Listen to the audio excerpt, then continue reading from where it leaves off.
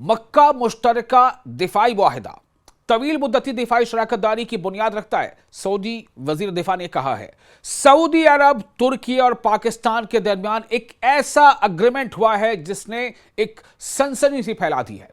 जी हां, मक्का मुकर्रमा मुश्तरका दिफाई मुआहिदा पर दस्तखत कर चुके हैं ये तीनों ममालिक, यानी तुर्की, पाकिस्तान और सऊदी अरब। यह एक ऐसा इकदाम है जिसका मकसद दिफाई ताउन को फरोग देना और इज्तिमाई रोकथाम के निज़ाम को मजबूत बनाना है, जिससे इलाकाई और बैन अल-अक़वामी सतह पर अमन और इस्तेहकाम को तक़वियत मिले।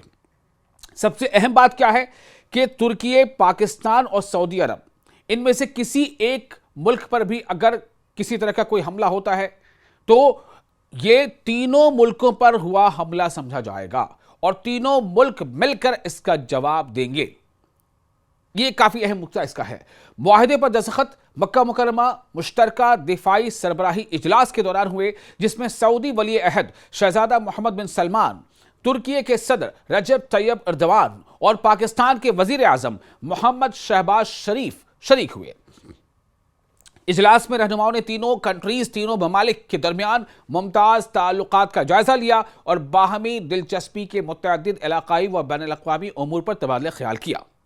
यही वो अग्रीमेंट था, यही वो शराकतदारी थी जिसके बारे में मीडिया के कई हलकों से मुस्लिम नाटो जैसा एक नाम दिया जा रहा था। जी हां, मुस्लिम नाटो। जैसा आप जानते हैं, नाटो एक तश्कीलशुदा एक इज्तिमाई फ्रंट है जिसमें कई यूरोपीय देश शामिल हैं। उसी तरह से मुस्लिम नाटो इसे करार दिया जा रहा है। सवाल अब यह पैदा होता है कि क्या ये शराकतदारी तुर्की, पाकिस्तान और सऊदी अरब ये 3 तक महदूद रहेगा या इससे आगे भी बढ़ेगा? क्या इसमें कुछ और ममालिक आने वाले दिनों में शामिल हो सकते हैं? पहला। दूसरा कि इनकी अग्रीमेंट का सबसे अहम मकसद क्या है? अगर इन तीनों ममालिक को खतरा है तो किससे है? आगे इस पर बात करेंगे। मुआहिदे में जो तीनों ममालिक को जोड़ने वाले तारीखी व इखलाकी रवाबित, मुश्तरका स्ट्रैटेजिक मफादात और उनके दरमियान कायम दिफाई ताउन पर मबनी है। सऊदी अरब, तुर्की और पाकिस्तान की अपनी इज्तिमाई सिक्योरिटी को मजबूत बनाने, इज्तिमाई यानी तीनों को मिलाकर टोटलिटी में इज्तिमाई सिक्योरिटी को मजबूत बनाने और खित्ते व दुनिया में सिक्योरिटी, अमन और इस्तेहकाम के क़याम में ताउन करने की ख्वाहिश का इरादा किया है। यानी कि इन तीनों मुल्कों का कहना है कि हम आपस में एकजुट रहेंगे, साथ ही साथ हम एक ऐसी ताकत बनेंगे कि जिसकी कोशिश होगी कि वो दुनिया के दूसरे हिस्सों में भी अमन को कायम करने में मददगार साबित हो। सऊदी वज़ीर दिफा शहजादा खालिद बिन सलमान ने इस बात पर जोर दिया है कि सऊदी अरब, तुर्की और पाकिस्तान के दरमियान तय पाने वाला मक्का मुकर्रमा मुश्तरका दिफाई मुआहिदा तीनों ममालिक के दरमियान तवील मुद्दती दिफाई शराकतदारी के तस्वीराती दायरे कार की बुनियाद रखता है। वजीर दिफा ने अपने सरकारी एक्स अकाउंट पर जारी एक बयान में वाज़ेह किया कि यह मुआहिदा मुश्तरका दिफाई हिफाजती तदाबीर को मजबूत बनाता है और तीनों ममालिक के दरमियान दिफाई हम आहंगी व बाहमी ताउन को ठोस बनाता है। इससे खित्ते की सिक्योरिटी व इस्तेहकाम की हिमायत में मदद मिलती है और इलाकाई व बैन अल-अक़वामी सतह पर सिक्योरिटी और अमन को तक़वियत मिलती है। अब आप सोचें कि 3 ऐसे देश हैं, तुर्की, सऊदी अरब और पाकिस्तान। पाकिस्तान जिसे दुनिया जानती है कि वो एक एटमी ताकत से लैस एक देश है, एक मुल्क है।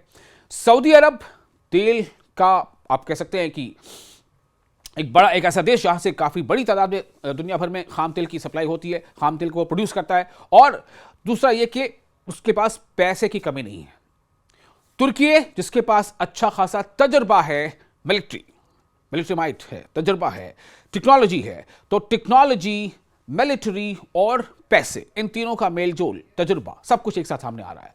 शहजादा खालिद बिन सलमान का यह बयान मक्का मुकर्रमा में मुनक़िदा सह फरीक़ी यानी तीन देशों के सह फरीक़ी इजलास के दौरान सऊदी वली अहद और वज़ीर आज़म मोहम्मद बिन सलमान, तुर्की के सदर रजब तैयब एर्दोगान और पाकिस्तान के वज़ीर आज़म मोहम्मद शहबाज शरीफ के मक्का मुकर्रमा मुश्तरका दिफाई मुआहिदे पर दस्तखत के बाद सामने आया है। यह मुआहिदा इज्तिमाई दिफाई यानी डिफेंस हिफाजती तदाबीर को मजबूत बनाने और तीनों मुल्कों के दरमियान दिफाई ताउन को, डिफेंस कोऑर्डिनेशन को और दूसरे कई पहलुओं को फरोग देने का हदफ रखता है। यानी इनका जो निशाना है, इनका जो एम एंड ऑब्जेक्टिव है। इसके मतन में बयान किया गया है कि एक तस्वीराती शराकतदारी के दायरे कार के तहत किसी एक मुल्क पर भी होने वाला कोई भी मुसल्लह हमला तमाम फरीकों पर हमला तस्वर किया जाएगा। यही वो बात है जो सबसे पहले मैं आपसे कही थी। इसका मकसद सिक्योरिटी और इस्तेहकाम की हिमायत करना और मुश्तरका चैलेंजों का मुकाबला करना है। अब सवाल यह पैदा होता है कि क्या किसी मुल्क को आमतौर से खतरा है किसी दूसरे से? अभी हाल के दिनों में आप देखें सऊदी अरब पर ऐसा लग रहा है कि हौसी जो है वो सऊदी अरब को किसी न किसी एंगल से परेशान कर रहे हैं। यमन में जो हौसी फाइटर्स हैं वो मुसल्लह ग्रुप है, तो क्या मुसल्लह ग्रुपों के हमलों को भी ये माना जाएगा कि ये हमला तीनों में से तीनों पर हमला है? तुर्की पर भी हमला है, पाकिस्तान पर भी हमला है, सऊदी पर भी हमला है, या फिर कि बाज़ाब्ता किसी एक देश की जो अपनी मिलिट्री ताकत होती है उससे किसी आने वाले खतरे को ऐसा माना जाएगा? तस्वुर क्या ऐसे किया जाएगा? अगर पाकिस्तान पर हमला हो सकता है तो कौन है जो पाकिस्तान पर हमला कर सकता है? और क्या अगर पाकिस्तान पर वहां से हमला होता है तो क्या फिर वो दोनों देश जो तुर्की और सऊदी अरब वो पाकिस्तान के साथ खड़े नजर आएंगे? जो इसमें निकात शामिल है, जो शराइत है वो यही है। क्या तुर्की पर अगर हमला होता है, जैसे कि कई बार इसराइल की तरफ से कुछ ऐसे बयान सामने आते रहे हैं जिससे ऐसा लगता है कि क्या इसराइल जो है माजी में कभी ऐसा प्लानिंग उसकी है, ऐसा कोई मंसूबा है कि वो सीधे सीधे जो तुर्कियों को हमले में खींचे, इस जंग में खींचे, तो क्या तब सऊदी अरब और पाकिस्तान दोनों मिलकर तुर्की का बचाव करेंगे? मतलब ऐसे कई सवाल हैं जो सामने आ रहे हैं। और सबसे बड़ा सवाल यह भी है कि क्या इसमें और भी कुछ देश शामिल होंगे? क्या यूएई भी आगे चलकर इसमें शामिल होगा? क्या कतर भी आगे चलकर इसमें शामिल होगा? क्या ईरान भी आगे चलकर इसमें शामिल होगा? सवाल बहुत है, जवाब के लिए हमें थोड़ा इंतजार करना होगा।